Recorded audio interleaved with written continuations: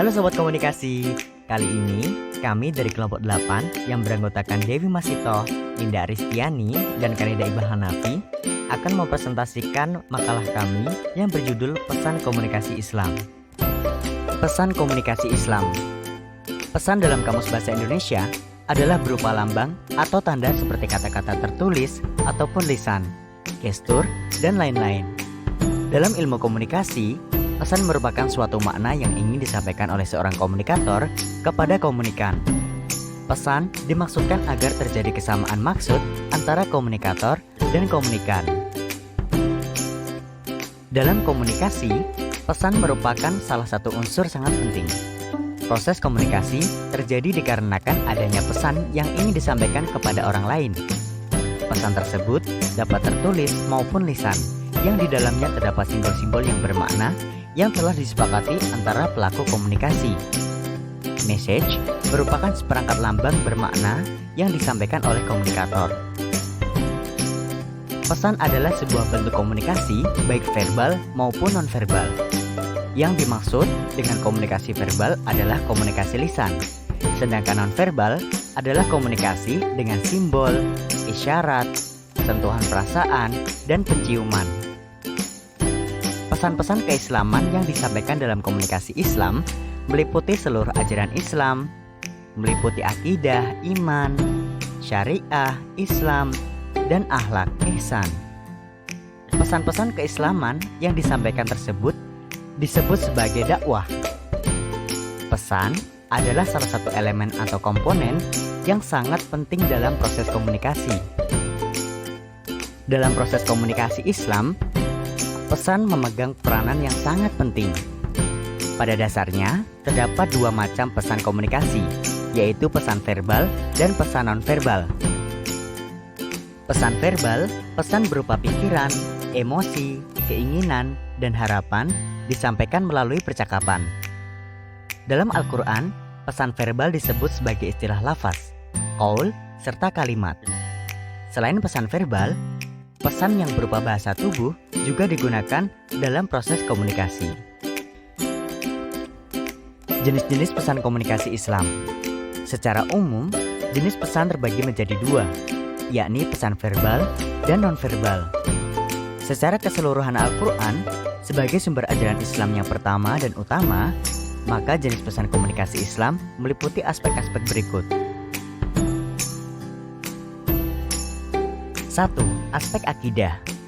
Aspek akidah ini meliputi kepada sumber ajaran, iman pada yang gaib, seperti Allah, malaikat, surga dan neraka, kitab suci, para rasul Allah, ketentuan Allah, qada dan qadarnya.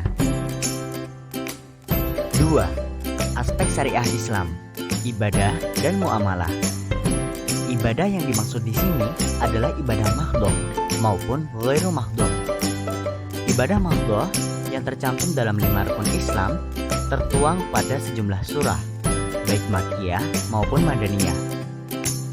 Tentang sholat misalnya, disebut sebanyak 92 kali dalam Al-Quran, dengan pengecualian beberapa kosakata yang berarti doa seperti pada surah Al-Baqarah ayat 157 dan At-Taubah ayat 10.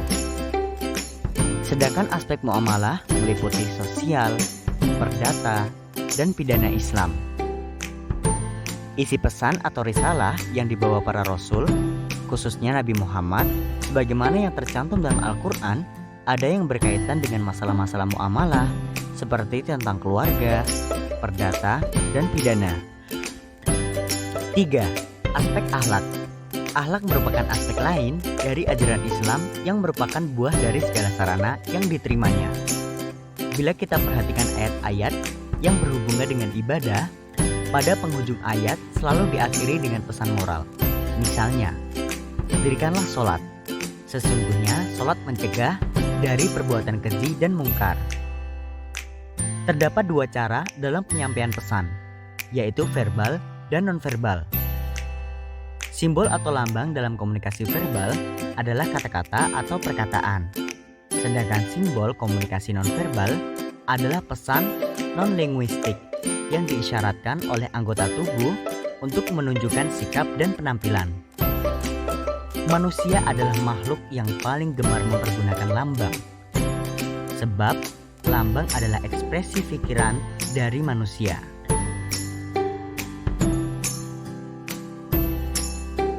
Implementasi pesan komunikasi Islam. Komunikasi Islam berfokus pada teori-teori komunikasi yang dikembangkan oleh para pemikir Muslim. Tujuan akhirnya adalah menjadikan komunikasi Islam sebagai komunikasi alternatif, terutama dalam menjunjung tinggi nilai-nilai kemanusiaan yang bersesuaian dengan fitrah penciptaan manusia.